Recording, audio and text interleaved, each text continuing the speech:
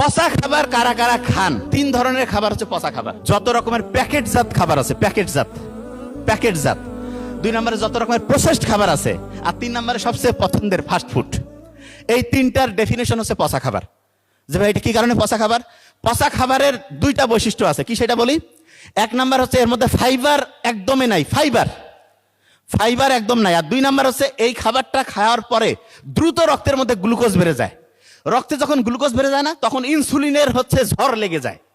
রক্তে যদি একসাথে প্রচুর গ্লুকোজ চলে আসে, তাহলে বুঝতে হবে শরীর তখন বলে যে আমাদের শরীরের মধ্যে আগুন লাগছে। আগুন লাগলে আপনি কি করেন? ফায়ার ব্রিগেড ডাকেন না? আপনার শরীরে, আমার শরীরে যদি আগুন লাগে, আপনি কাকে ডাকবেন? যে ভাই ফায়ার ব্রিগেড? নো, ওই ফায়ার ব্রিগেডের কাজ করবে ইনসুলিন।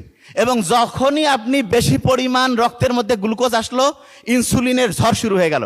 আপনি মনে করতে পারেন ইনসুলিনের ঝড় শুরু হলে কি সমস্যা? ওরে বাবা, ইনসুলিনের ঝড় যখন শুরু হবে, তখন আমাদের যে খেয়াল আছে আপনার মাইটোকন্ড্রিয়া, ডিএনএ, সেইখানে ঝড় শুরু হবে। এবং ডিএনএ যখন ক্ষতিগ্রস্ত হবে, ওই লোকটা দ্রুত ক্যান্সারের দিকে আগায় যাবে। যত লোক ক্যান্সারে মরে, এদের আপনি পিছনের হিস্ট্রিটা একটু দেখবেন।